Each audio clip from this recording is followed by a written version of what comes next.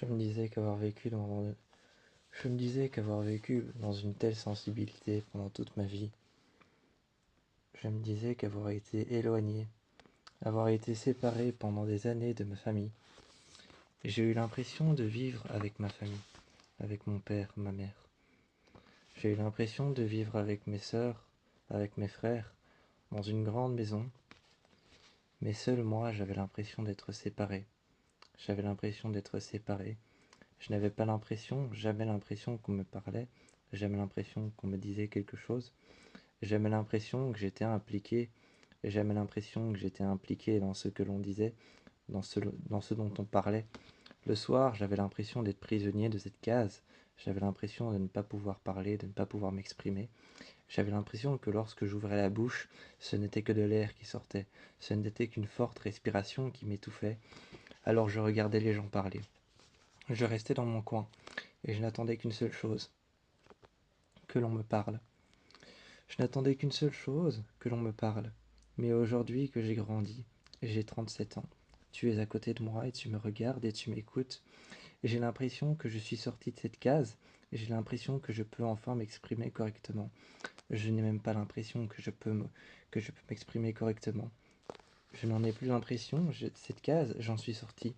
Je suis avec toi, couché sur le fauteuil. Je ressens la moindre fibre, le moindre coussin qui sont derrière mon dos. Je ressens le moindre coussin. Je me sens la moindre couverture en tissu qui est près de moi. Je ressens les fibres de ton t-shirt et je ressens ton cœur battre, tes poumons et ta respiration, la manière dont tu me regardes et le doux regard qui se pose sur mes épaules et sur mon visage. Je sens ta main sur la mienne et ta main sur ma jambe, la manière dont je suis couché contre toi. J'arrive à ressentir tout ça, rien qu'en te regardant. Parce qu'avant, j'avais l'impression d'être prisonnier. Avant, j'avais l'impression de ne pas pouvoir parler. Avant, mon souffle m'étouffait. Avant, je ne pouvais pas poser de questions. Avant, j'étais prisonnier de cette case dans laquelle j'avais été mise, qui n'était pas une case, mais une cage plus qu'autre chose. Je la portais sur mon dos comme un lourd fardeau, et je montais les escaliers pour aller jusque dans ma chambre. Lorsque je fermais la porte, j'avais l'impression de pouvoir respirer. Mais maintenant, lorsque j'ouvre la porte de ma maison, avec les clés en main, et que je te retrouve à l'intérieur, occupé de faire quelque chose, d'être derrière le bar, derrière la cuisine, ou alors occupé de faire quoi que ce soit, je peux enfin me dire que j'ai quelqu'un à qui parler. Je peux enfin m'exprimer correctement, venir à côté de toi, demander un câlin, demander à être vu, à être entendu, à être observé. Et cette renaissance, cette manière de me retrouver près de toi, cette manière de me retrouver près de toi, cette manière de me retrouver à tes côtés, est un énorme décalage avec ce que j'ai vécu. C'est un énorme décalage avec ce que j'ai vécu. Ce soir-là, j'étais dans le fauteuil. Ce soir-là, j'étais dans le fauteuil avec un carnet et j'écrivais. J'écrivais grossièrement tout ce qu'il me venait en tête. Pourquoi est-ce que j'écrivais grossièrement et pas proprement? J'écrivais grossièrement et chaque petite idée que j'avais, je le notais. Tu es venu à côté de moi et tu t'es assis. Tu m'as dit, tu n'écris pas ton livre? Je me suis retourné, je t'ai embrassé et je t'ai répondu non. Lorsque j'ai posé mes lèvres sur les tiennes, je me suis dit, c'est tellement agréable. C'est tellement agréable ce genre de choses que je n'avais jamais ressenti quand j'étais jeune. Et je me suis mis près de toi, je me suis calé dans un coin, juste à côté de ton épaule, et j'ai dit non, je n'écris pas. Je partage des souvenirs, des idées qui me reviennent en tête. Je les écris, et peut-être qu'après j'en ferai un chapitre ou deux, un texte ou un paragraphe. Je ne sais pas clairement ce que je vais en faire, mais j'écrivais des idées sur un carnet. La seule chose que je pouvais écouter, c'était le mouvement de mon poignet. La seule chose que je pouvais voir, la seule chose que je pouvais voir ou écouter, c'était mon poignet, ou alors encore le bruit du crayon, le bruit du stylo contre la feuille. J'écoutais le bruit du stylo ou alors du crayon contre la feuille, et je regardais le mouvement de mon poignet, qui écrivait vite, et qui passait de gauche à droite, et redescendait à la deuxième ligne. Toi, tu étais près de moi, tu m'es- toi, tu étais près de moi, et tu m'as pris tout près de toi en prenant le carnet de mes mains. Je t'ai regardé, et tu m'as dit, dis-moi tes idées. Lis-les-moi les unes après les autres. Je te les ai lues et je te les ai partagées. Tu m'as regardé et tu m'as dit qu'elles étaient extraordinaires, que tu avais même déjà toi en tête de quoi faire un chapitre, et que si tu pouvais m'aider, tu le ferais. Ça, j'en étais sûr à 200%. J'en étais sûr à 100% que si tu pouvais m'aider, tu le ferais. Alors j'ai tout de suite sorti mon PC, je me suis couché près de toi. J'ai ouvert mon PC, je l'ai allumé. Un document vierge est apparu, un peu comme une toile à remplir avec mon esprit, un peu comme une toile à remplir avec ce que j'avais écrit. Tu as commencé à écrire, et puis moi, et puis toi, et puis chacun faisait un paragraphe, jusqu'à ce que la première page soit remplie. On s'est posés tous les deux près du feu, et là on a réfléchi en silence, assis l'un à côté de l'autre. Cette case était en train de s'effondrer, morceau après morceau. Débris après débris elle tombait. Et près de toi, près du feu, et de la chaleur et des crépitements du bois, on était en train de chercher un nom à mon premier chapitre, symbolisant mon enfance brisée où je n'ai jamais pu m'exprimer correctement. Cette enfance où j'étais mise à part, où je m'étais forgé une cage pour pouvoir me trouver dedans, où j'avais l'impression de toujours devoir me déplacer avec une boîte au-dessus de moi, une boîte qui m'enfermait, dans laquelle je ne pouvais me séparer. Je ne pouvais me séparer de souvenirs que je m'étais forgé moi-même. Cette boîte était en train de s'effondrer. Cette cage était en train de partir. Les barreaux qui me séparaient du monde extérieur s'effondraient, tombaient, comme si on les sciait avec une scie à métaux. Et ces souvenirs que je m'étais fabriqués, ces questions que je m'étais posées à moi-même parce que personne ne m'en posait. Ou alors cet intérêt que je m'étais mis à moi-même parce que personne ne s'intéressait à moi. Les nombreux conflits que j'entendais, mais dont je me protégeais, des remparts de cette boîte ou de cette cage dans lesquelles je m'étais mis, eh bien ces conflits que j'entendais de l'extérieur, je m'étais créé des choses, comme par exemple des souvenirs qui n'existaient pas réellement. Je m'étais créé un monde intérieur. Je m'étais créé des blessures, ou alors encore je m'étais créé des occupations. Des occupations comme des discussions avec moi-même, ou alors des jeux que j'avais enfermés dans cette cage, des jeux imaginaires bien sûr, mais avec lesquels je jouais pour pouvoir oublier toutes les disputes et les conflits. Ce soir-là, le regard dans le vide, tu es arrivé à côté de moi. Tu m'as demandé ce qu'il se passait. J'ai à peine tourné la tête pour te regarder. J'ai à peine tourné la tête pour te regarder, mais tu as posé ta main dans le bas de mon dos. Tu as posé ta main dans le bas de mon dos, ça m'a rassuré. Finalement, on est allé s'asseoir. Là, je t'ai regardé, et je t'ai posé cette question droit dans les yeux, en te demandant: est-ce que tu penses que si j'avais dit plutôt à ma femme que je te fréquentais, j'aurais pu peut-être échapper à cette double vie? Quoi qu'il en soit, tu m'as regardé et tu as dit: tu n'aurais jamais pu échapper à ce que tu as fait. Jamais. Tu me l'as caché à moi, tu l'as caché à elle, tu nous l'as caché à tous. Tu t'es mis près de moi et tu m'as quand même rassuré. Tu m'as pris dans tes bras et tu as dit: tu sais, peu importe ce que l'on fasse, peu importe ce que l'on fasse, que ce soit moi, que ce soit toi, que ce soit ta fille, tes filles plus tard, peu importe ce qu'on va faire, tout le monde a un prix à payer pour tout ce qui se passe. Tout le monde. Jamais personne n'échappe à ce qui va se passer. Je ne peux pas échapper à ce qui va se passer plus tard. Je me sentais rassuré et je t'ai regardé dans les yeux. Tu m'as serré contre toi. Je sentais tes bras le long de mon corps et j'avais l'impression que je pouvais tout dire, tout te confier, sans qu'il ne se passe quoi que ce soit. Tu m'as regardé et tu m'as dit: tu sais, personne n'est parfait. C'est vrai que tu m'as caché quelque chose de dur, c'est vrai que tu m'as caché quelque chose de compliqué, c'est vrai que toi aussi tu as dû souffrir dans cette double relation. C'est vrai que tu n'as pas dû t'en sortir tous les jours. C'est vrai que tous les jours n'ont pas dû être les mêmes, n'ont pas dû être faciles. Assis dans le fauteuil près de toi, à écouter le feu crépiter, j'étais en train de te regarder. Tu me parlais, tu me réconfortais, même si j'avais fait quelque chose de complètement horrible. Horrible pour toi, horrible pour moi. Pour moi, c'était horrible à vivre. Pour toi, c'était horrible à écouter. Horrible à écouter, horrible à comprendre. Mais du point de vue de chacun, comme tu me l'avais expliqué, il y avait un prix à payer. Ce soir-là, je me suis couché. Je me suis couché sur le fauteuil contre toi. Tu m'as caressé les cheveux et tu es resté près de moi. Et tu m'as dit, de toute façon, peu importe ce que tu fais, peu importe ce que je vais faire demain, peu importe comment on va agir, il y aura toujours un prix à payer. Il y a un prix à payer pour tout, pour toutes nos actions et pour toutes les manières dont on agit. Et j'ai levé les yeux et je t'ai dit que tu avais toujours les mots, toujours les mots et la manière. Tu savais toujours trouver les mots et la manière dont parler à quelqu'un qui était prisonnier de quelque chose. Je suis retourné à la fenêtre, là où pour moi mon regard était le plus intense. Là où mon regard, là où pour moi l'endroit était le plus intense, c'était à la fenêtre, derrière les crépitements du feu, derrière la chaleur. À la fenêtre, là où la fenêtre était toujours un petit peu ouverte, à la fenêtre où je sentais ce fin courant d'air venir toucher mon visage, où je sentais ce fin courant d'air dans mes cheveux.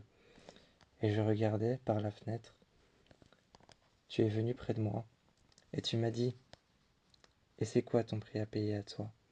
J'ai tourné la tête et j'ai dit, peut-être vivre avec toi. Parce qu'au fond de moi, je ressens une partie de moi qui veut vivre avec ma femme. Mais je ressens aussi une partie de moi qui a envie de vivre avec toi.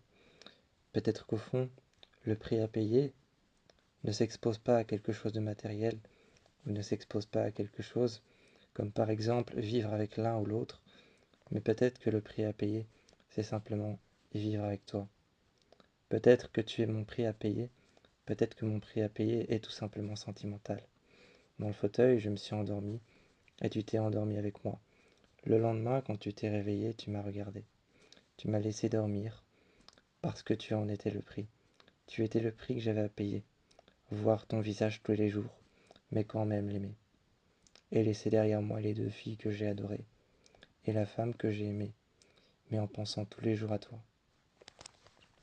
Mon prix n'était pas matériel, il était émotionnel. La nature autrefois était un amas de poussière, un amas de débris, dans lequel poussaient certains arbres, dans lequel poussaient des herbes qui persistaient à vivre, même à travers le feu, les débris, et même à travers les vieilles canettes, même à travers un paysage délabré, même à travers un paysage déconstruit, un paysage qui était en train de partir en vrille, même à travers un paysage qui était fait de poussière, qui était fait de déchets, qui était fait de tout ce que la nature ne peut pas supporter. La nature continuait à vivre. Aujourd'hui, les premiers pas que j'ai fait dehors, lorsque j'ai mis un pied dehors, j'ai levé les yeux et une aurore boréale s'apprêtait à baisser les yeux sur moi. Elle descendait et baissait les yeux sur moi, en plein milieu de la rue, là où étaient garés les gros SUV noirs. En plein milieu de la rue, un cerf blanc, magnifique, avec des bois bruns, et un peu noirs, un peu comme du bois d'ébène, était en train de me regarder. De son côté droit, son pelage était magnifique, brossé dans un seul sens. Il avait un œil noir qui me regardait. Il me regardait avec tant de douceur, et quand il s'est tourné sur le côté, la moitié de son visage était fait d'os. On voyait apparaître ses os, ses muscles et ses tendons, comme si la moitié de son visage avait été arrachée pour que l'on puisse voir ses os, ses tendons et sa chair. Le peu de chair et de peau qui lui restait était transparent, comme si d'un côté, il y avait un côté d'ombre et un côté de clarté. Je me suis approché de lui, il s'est approché lentement. Je voyais les coups de sabot qu'il donnait sur le sol, et je voyais aussi la manière dont il me regardait. Il me regardait, et ensuite il est parti. J'ai levé les yeux vers cette aurore boréale. La nature était en train de transpercer cette... La nature était en train de transpercer la mort, la puanteur, était en train de transpercer tout ce qui lui faisait du mal et de revenir à l'état brut, tel qu'elle l'était avant. J'étais fasciné par ce qui était en train de pousser autour de moi. J'étais fasciné par ce qui poussait autour de moi. Lorsque j'ai touché une plante, une simple énorme feuille transparente, j'y ai aperçu les nerfs, les veines et les petits vaisseaux de la plante. Les petits vaisseaux de la plante et des petites lumières oranges qui se déplaçaient à l'intérieur de la plante, alors qu'elle était transparente. Elle a capté mon énergie, capté mon essence, capté mon sang chaud, et capté ma main. Elle l'a tenue et serrée, elle l'a enveloppée à l'intérieur de sa feuille, et j'ai gardé ma main à l'intérieur de la feuille. Ma main, mon avant-bras, est devenu transparent. J'ai pu apercevoir le sang qui coulait dans mes veines, et j'ai pu ressentir pendant un très bref instant, en fermant les yeux, la chaleur de mes veines. La chaleur de mes veines et du sang qui coulait, s'il coulait vite ou s'il coulait lentement. Cette feuille m'a lâché et mon bras est redevenu comme il était avant. Cette fleur est restée là, transparente, comme si elle évoluait. La nature était en train de percer les paysages erronés qu'il y avait partout autour de moi. Les paysages erronés, fabriqués et façonnés par l'humain. La nature était en train de les percer, de les détruire. Dans l'océan, des méduses aussi douces que de la soie. Dans les forêts, des paysages aussi lumineux qu'une aurore boréale. Des portails qui emmenaient vers des endroits plus calmes. Des sons apaisants que procurait la nature à travers les feuilles. Le vent ne faisait plus ce bruit strident à travers les feuilles, les arbres et les branches. Les branches ne grinçaient plus, les écorces ne craquaient plus. Mais les arbres faisaient une sorte de chant, un chant très relaxant. Comme si quelqu'un était en train de chanter pour la forêt. La forêt, elle, produisait un son mémorable et agréable, duquel je ne pouvais me lasser. Et partout, en ville, partout, les voitures étaient bousculées, gentiment, par des animaux qui étaient transformés, mais d'une manière telle que je les regardais, j'avais envie d'aller directement vers eux. Un regard à la queue en panache était en train de me regarder. Protégeant ses petits, son cri était si agréable, mais pas comme un renard ordinaire. Ses eux, eux, étaient jaunes. Jaunes, très très jaunes avec un petit peu de blanc. Il me regardait. Ses yeux jaunes avec un petit cercle blanc dedans me regardaient. Une petite pupille noire qui me donnait l'impression qu'il me regardait doucement et qu'il ne me menaçait pas. Il est arrivé près de moi. Et les petits renardeaux aussi sont arrivés près de moi. Je les ai regardés, caressés, levé la tête vers mon appartement. J'ai levé la tête vers mon appartement, et la lumière du soleil n'existait plus. Il n'y avait plus de soleil, plus de planètes, plus d'étoiles, et il n'y avait plus de planètes, plus de soleil, plus d'étoiles, et même plus de nuages. Il n'existait plus que des grandes aurores boréales, même la journée. Les aurores boréales, la journée, étaient jaunes ou blanches, le soir, bleues, vertes, ou alors encore d'une couleur très intense, mélangeant plusieurs couleurs. Elles bougeaient et elles s'abaissaient vers le sol, comme si elles venaient nous caresser, nous les humains. Je suis rentré, et il n'y avait pas de reflet sur la fenêtre. Juste une simple lumière blanche qui venait se poser contre la vitre. Ce n'était pas vraiment une lumière, plus un organisme vivant, mais qui n'avait pas vraiment de corps. Quand je plongeais ma main passait au travers et je sentais une douceur, un peu comme la chaleur d'un nuage, comme lorsqu'on passe sa main dans de la vapeur d'eau. Comme lorsqu'on passe sa main dans de la vapeur d'eau, cette sorte d'organisme était en train de s'étendre sur toute la vitre. Il déposait des petites veines blanches et je pouvais le sentir comme de la vapeur d'eau. Je pouvais le sentir comme un nuage dans lequel je pouvais passer ma main. Je sentais son corps, mais tellement fin tellement fin, je sentais son corps, qui était si fin et si translucide, et qui était aussi transparent qu'un nuage, que je n'avais pas l'impression de le serrer dans mes mains. Je n'avais pas l'impression de le toucher, mais juste de le sentir effleurer et frôler mes mains. Il était en train de me regarder et restait accroché à la vitre. Partout, il lançait ses petites ces petites branches qui s'accrochaient à la vitre. Je ne savais pas ce que c'était cette chose, mais elle me relaxait, sa manière de bouger, de s'écarter petit à petit sur la fenêtre, d'élancer et ses petites racines noires, ses petites racines blanches et noires. Il avait deux petits yeux au milieu de là où il s'était posé, un peu comme une étoile de mer. Il élançait plusieurs bras, plusieurs membres, un peu partout, aussi transparents et aussi translucides que de la vapeur d'eau, un peu comme un nuage. Il avait deux petits yeux qui me regardaient, et une bouche très souriante, un peu comme des bébés Raymanta. Et je pouvais le toucher et le caresser, et il réagissait. Il s'entremêlait autour de mes doigts et mes ongles, et je pouvais voir les petites racines. Il s'accrochait encore, et s'obstinait à s'accrocher, un petit peu comme un animal domestique. Je me suis retourné, et à l'intérieur, j'ai senti cette chaleur douce venir me caresser le visage. C'était lui qui l'avait fait apparaître. Dehors, ce cerf était encore en train de me regarder.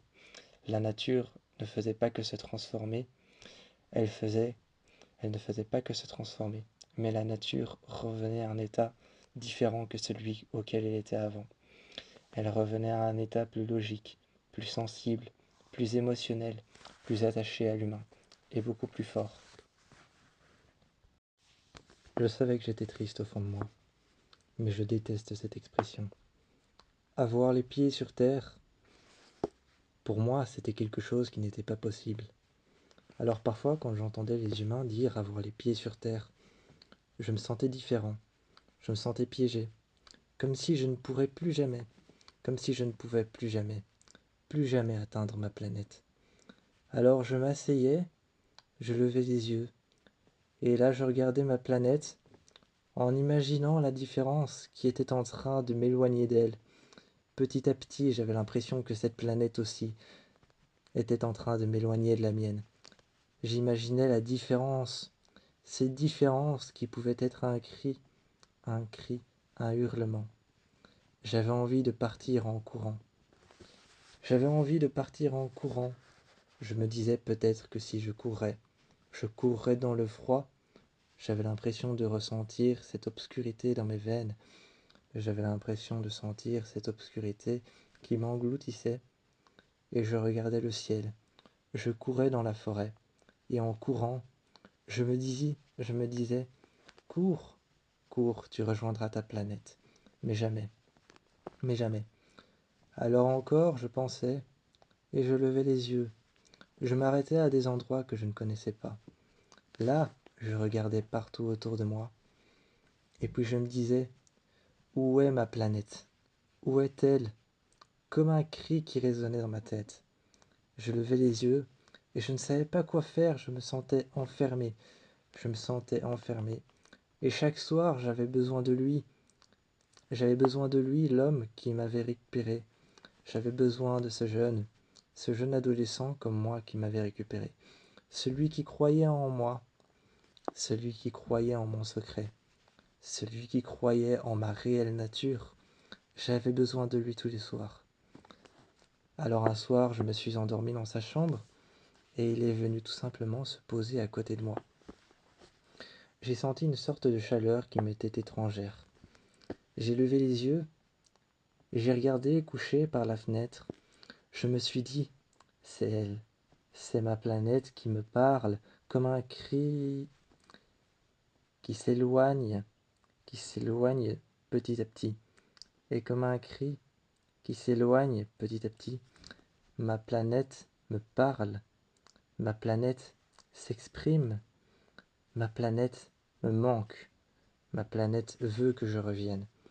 Je suis allé à la fenêtre, je me suis levé de son bras qui était sur le mien, et je lui ai dit « Est-ce que parfois tu as l'impression d'être étranger ici ?»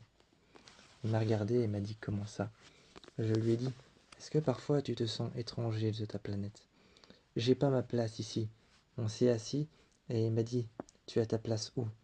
Je lui ai dit « Viens, je vais te montrer quelque chose. » Nous sommes allés au bord d'un lac et je lui ai dit « Tu vois la lumière très intense là, là-haut, enfermée autour de ces milliers de petites étoiles. C'est là que je vis. C'est là que je voudrais être. C'est là qu'il faut que je sois.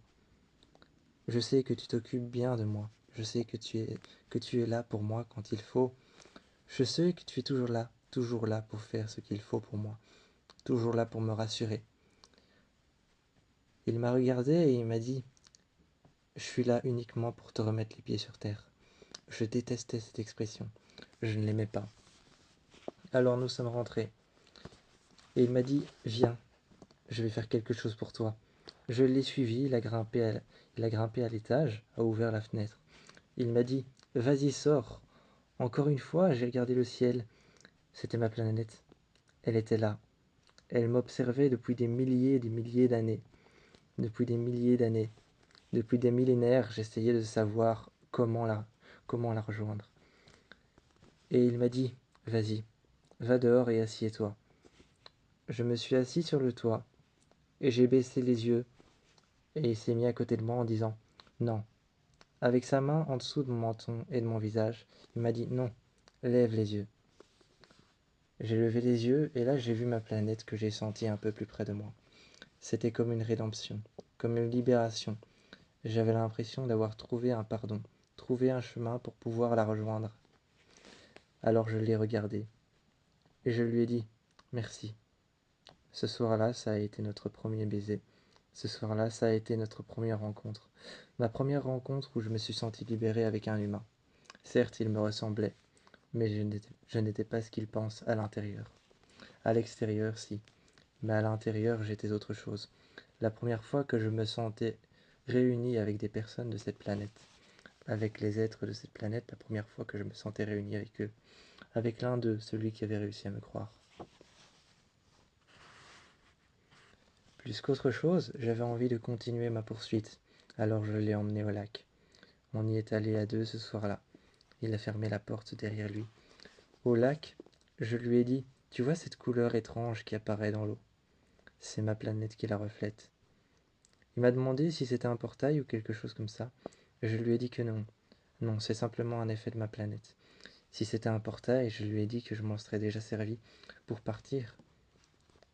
Il m'a regardé et m'a dit « Et tu m'aurais laissé tout seul comme ça ?» Je m'étais attaché à lui, donc je lui ai quand même répondu « Non, je t'aurais emmené avec moi. Je t'aurais fait découvrir ma planète. De toute manière, elle est idem à la vôtre. Alors qu'est-ce qui aurait pu changer ? Rien. Tu aurais simplement laissé ton chez-toi derrière toi, comme moi j'ai laissé mon chez-moi derrière moi. »